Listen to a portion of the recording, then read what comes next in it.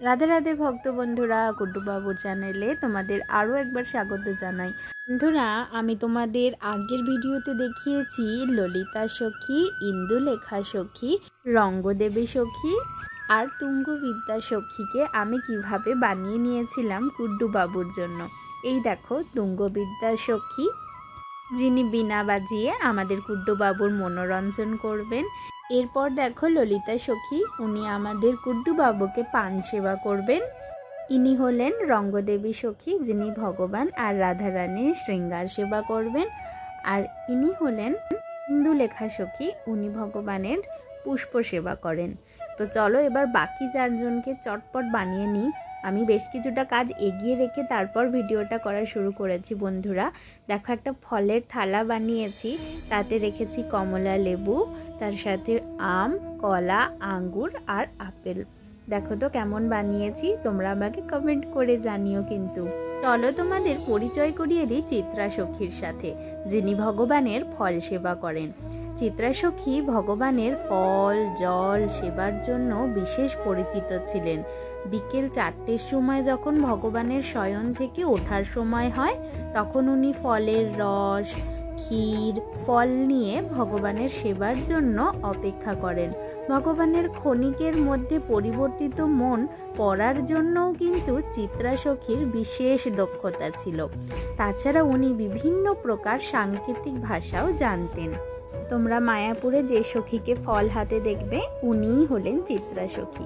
তো চলো বন্ধুরা, এই ছিল ওনার গল্প। এবার আসি অন্য আরেক গল্পে। এখন তোমাদের শোনাবো সুদেবী সখীর গল্প। ভগবানের জল সেবায় সর্বদা নিযুক্ত এই সখী রাধারানীর বিবিধ সেবাতেও নিযুক্ত থাকতেন। ভগবানের অষ্টসখীর মধ্যে সব থেকে ছোট এই সখী বিভিন্ন কলা কৌশল এবং সেবায় অত্যন্ত নিপুণ ছিলেন। আর দেখো, এখন উনিও রেডি গুড্ডু বাবুর সেবার জন্য। এখন দেখো বন্ধুরা, বানিয়ে নিয়েছে একটা রং তুলির থালা। বুঝেই গেছো বিশাখা সখীর কথা বলছি। হ্যাঁ, চলো ওনার সম্পর্কে একটু জেনে নিই।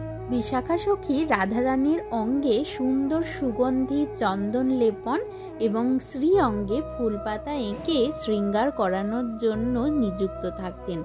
বিভিন্ন বস্ত্র কোনটা রাধারানী আজকে পরবেন, কোনটা উনি পছন্দ করবেন, এই সব কিছু সিলেক্ট করা থেকে শুরু করে ওনাকে ধারণ করা পর্যন্ত সবই দেখাশোনা করতেন আমাদের বিশাখা সখী।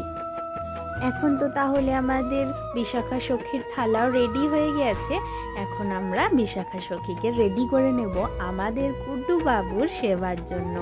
গুড্ডু বাবুকে এবং আমাদের ছোট্ট রাধারানীকে উনি সুন্দর করে শৃঙ্গার করে দেবেন, ওনাদের মনের মতন করে। আমরা তো অল্প একটু পারি, উনি তো অনেকটা পারেন, তাই না? বার পালা চম্পকলতা সখীর। চম্পকলতা সখী ভগবানের জন্য বিবিধ ব্যঞ্জন ভোগ তৈরি করতেন। ভগবানের রুচি অনুযায়ী উনি সর্বদা 24 ব্যঞ্জন 56 ভোগ বানাতেন। যখন ভগবান সিংহাসনে বিরাজ করতেন, তখন তিনি ভগবানকে চামর সেবা করতেন। আর সেই জন্যই দেখো বন্ধুরা, বানাচ্ছি একটা চামর। চামরটার মাথার দিকটা আমি বানিয়ে নিয়েছি অল্প একটু তুলো দিয়ে, আর সেটাকে ডেনড্রাইট দিয়ে ভালো করে বসিয়ে নিচ্ছি। তোমরা দেখতেই পারছো আমার হাতগুলোর অবস্থা একদম খারাপ হয়ে গেছে, কিন্তু মন থেকে যে কত আনন্দ পাচ্ছি। তোমরা তো জানোই এই সখীদেরকে এই সুন্দর সাজগোজ সব কিছু রেডি করা অবস্থায় কিনতে পাওয়া যায় না, আর যদিও পাওয়া যায় সেটা প্রচণ্ড পরিমাণ দাম হয়। তাই আমি বাড়িতেই তোমরা কিভাবে বানাবে সেটা আমি তোমাদের সাথে শেয়ার করলাম বন্ধুরা। আর যারা আগের ভিডিওগুলো দেখোনি, তারা আগের ভিডিওগুলো দেখে সম্পূর্ণ পদ্ধতিটা অবলম্বন করে ঠিক এইভাবে করে নিজেদের গোপাল সোনাদের সাথে সেবা করার জন্য এই সখীদের নিয়ে এসো। আর সামনেই তো দোলযাত্রা, সখীদের সাথে খুব দোল খেলো। তো বন্ধুরা, আজকের ভিডিওটা এখানেই শেষ করছি। তোমরা সকলে খুব খুব খুব ভালো থেকো। আর অষ্টসখীদের গুড্ডু বাবুর সাথে কেমন সুন্দর মানিয়েছে সেটা অবশ্যই আমাকে কমেন্ট করে জানিও। রাধে রাধে।